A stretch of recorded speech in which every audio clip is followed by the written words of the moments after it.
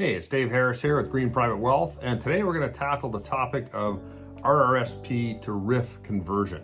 So this is an interesting one because I've been doing this for years and I never really put too much thought into it. We sort of, as a company, get to this retirement stage and move money over. But I got a question from a client the other day going, how do we do all this stuff? What's involved in it? I got thinking, well, there's a fair bit involved in it. I got looking at the details of it and thought through the processes we go through and the counseling we provide, and realized that there's actually a fair bit of detail that we should be aware of. So we're going to cover a few things today. We're going to talk about when you have to do it, when you can do it, the tax implications around it, and we'll look at the tax tables that determine how much you have to take out, and then look at some strategies that you can use to help decide how much to take out and when to be the most tax efficient. And we'll take a look at beneficiary designations to make sure you understand what happens at the estate level as well. So let's take a look about what an RRSP is. What is a registered retirement savings plan? Well, it is a retirement accumulation plan. It's a plan that's set up to allow you to tuck money away for retirement up to certain limits and reduce the tax you pay on the income that goes into the RRSP dollar for dollar, and it's generally the best retirement savings vehicle for Canadians. Now, unless you're a super low incomer or a super high incomer, RRSPs generally provide you the best bang for the buck when it comes to flexibility, tax savings, and income for retirement. You can take money out of an RRSP, but they're going to be subject to withholding tax, and there's usually an admin fee in there as well. So it's not necessarily advisable to pull money out of an RRSP unless you absolutely have to. It would be the last place you would go for income if you're still working and ahead of and before retirement. Any withdrawals from that are treated as regular income. The contribution limit is 18% of your previous year's income minus any pension adjustment. So if you have a pension plan, that's going to reduce your RRSP room. And if you have carry forward from prior years, you can carry forward unused room and contribute in future years. But on an annual basis, the maximum room starting in 2024 is $31,560, and to obtain that room this year, you would have had to earn $175,333 last year. Okay. So what is a RRIF plan? It's an income retirement plan. So it's a conversion from the retirement savings plan to a retirement income fund. Registered retirement income fund is what that means. And you can convert your RRSP to a RRIF as early as age 55. But the latest that you must move it to a RRIF account is December 31st in the year that you turn 71. Now, there's no tax payable when you move money between these two accounts, provided it's done properly, and there's a tax-free rollover for an RRSP to a RRIF. You can't withdraw money from an RRSP and then put it into a RRIF. You have to roll it over using the proper tax forms. And any income from the RRIF account is treated as regular income for tax purposes. So you put employment income in, you got a tax deduction, you got tax deferred growth on it, and now when you take money out again, you're going to pay some tax on that as regular income. There's a minimum annual withdrawal required in the year following conversion. So the year you convert it, you don't have to take any money out, but the next year there's going to be a minimum withdrawal you have to take out.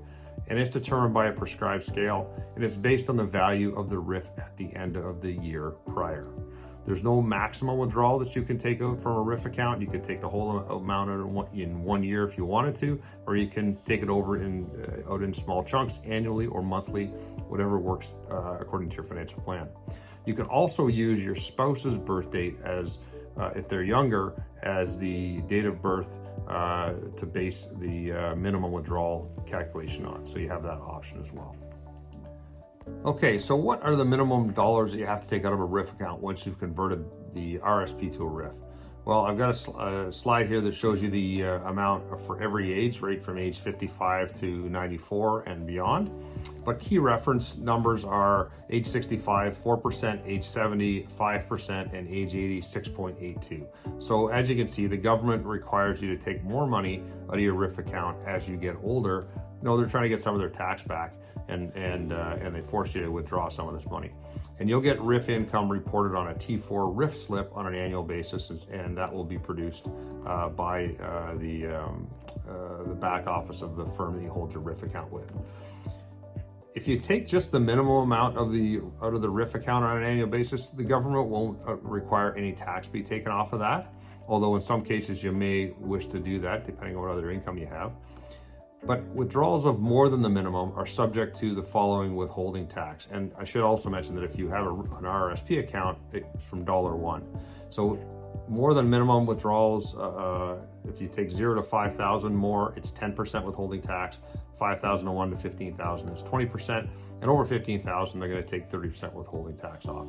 And that's simply money that the provider of the RRIF account is required to take off and submit to the government on your behalf to be there to help offset the likely impact that you'll have to pay some tax on that money when it comes out.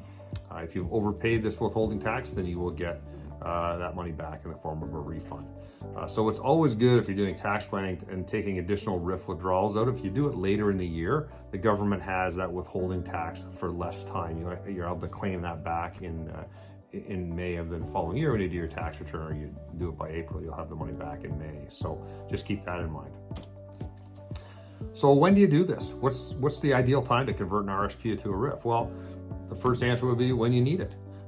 Typically when you retire, you've saved this money in this retirement savings plan all these years, and when you retire, you need to replace employment income with retirement income, and that would come from your RRIF account, as well as other sources.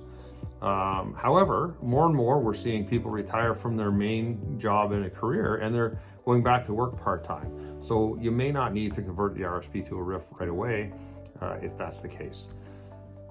If you're 65 or older, and you'll qualify for something called a pension credit. This is worth about $300 per year. It's a tax savings that you can't carry forward to future years, so you either use it that year or you lose it.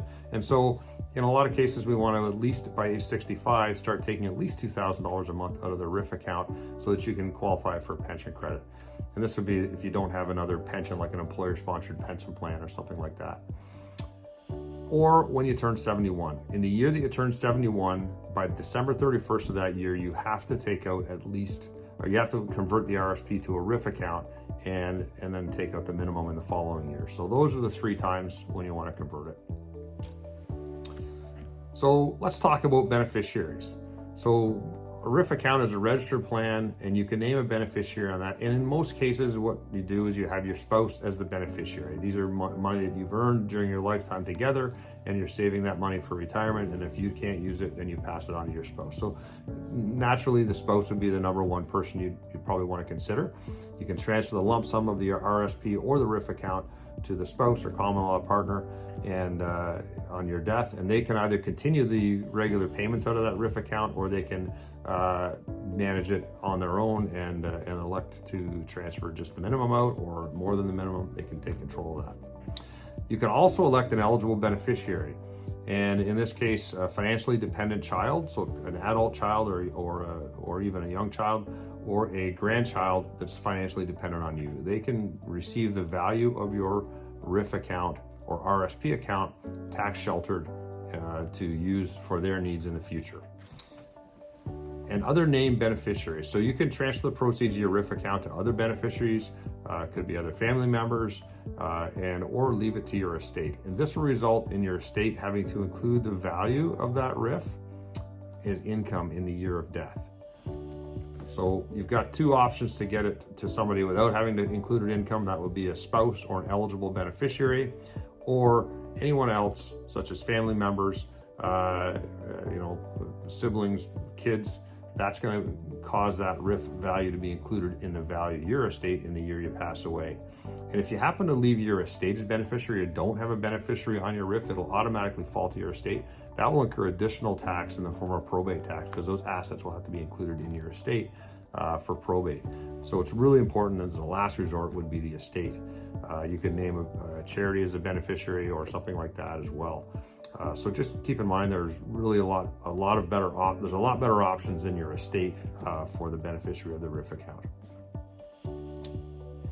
So let's move into, we've talked about the basics of the RSP and the RRIF, so let's move into RRIF strategies. So what are some things you can do? Well, you don't have to convert all of your RRSP to a RRIF at once. You can set up a RRIF account, and you can transfer a bit of the RSP money to a RRIF on an annual basis. And there's a few reasons why you might want to do that. Number one, if you have other employment income and you really just want to get the pension credit, you can transfer the $2,000 a year into the RRIF account, and then you can qualify for the pension credit and just have that withdrawn. Or you can do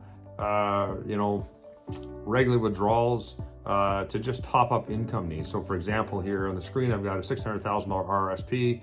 They move it all to a RRIF. They're going to have to take out, close to $20,000 from the RRIF at that point. If this exceeds their income needs or pushes them into a higher income bracket and they don't need the money, they could move, $10,000 or any amount between $50,000 and $300,000 to the RRIF account and pull $10,000 a year out of that.